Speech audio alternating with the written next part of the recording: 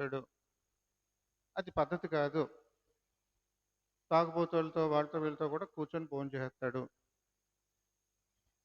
సుంకర్లు, పాపులతో కలిసి భోంచేసేస్తా ఉంటాడు. ఇక్కడ ఇప్పుడు ఈయన్ని చూసి జనాలు గుమికూడతారు. అస్వస్థతగా ఉన్నటువంటి వాళ్ళు నాకు స్వస్థతని అని బతిమాలుతూ ఉంటారు. ఎక్కడికెళ్ళినా ఇదే సమస్య. ఇదే పరిస్థితి. దాన్ని సమస్యగా చేయాలి అని చెప్పేసి కుతంత్రంతో అది విశ్రాంతి దినము. ఏ పని చేయకూడదు. విందులు, వినోదాలు మాత్రం చేసుకోవచ్చు. వాళ్ళ పద్ధతి చూశారు కదా! చాదస్తం ఎలాంటిది అనంటే, గోవు ముఖ్యమా? గవాయి ముఖ్యమా నీకు? అని ఈ రోజుల్లో ఈ ఈ ఈ వారంలో మనల్ని అడిగితే మన సమాధానం ఏంటి? భారతదేశంలో ఉన్న వాళ్ళందరి సమాధానం ఏమిటి? గోవు అంటే పశువు. గవాయి అంటే అత్యున్నతమైనటువంటి న్యాయాధిపతి. భారతదేశంలో chief justice of India, CJI. ఆయనకు మించి ఇంకొకళ్ళు ఎవరు లేరు. ఆయనే అత్యున్నత సింహాసనం అంటే స్థానంలో కూర్చుండేటువంటి వ్యక్తి.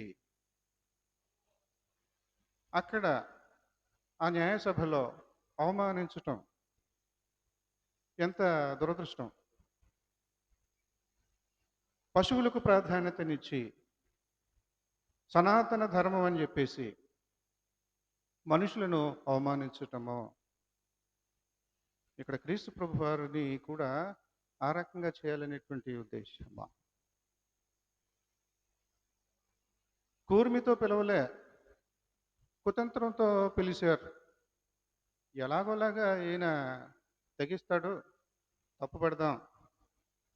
ఏమిటి తెగింపు అంటే, ఈ విశ్రాంతి దినాన్ని కూడా స్వస్థత చేకూరుస్తాడు. అప్పుడు మనం తప్పు పట్టవచ్చు. మరి యేసుప్రభు వారు తక్కువవాడా? వాళ్ళు తప్పు పట్టకముందే విశ్రాంతి దినమున స్వస్థపరుచుట న్యాయమా కాదా? ప్రధాన న్యాయమూర్తి మీద చెప్పు విసరటం న్యాయమా కాదా?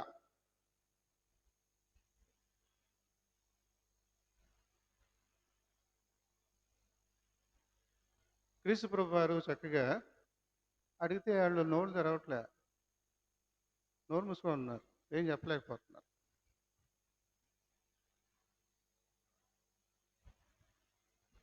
ఈ రకంగా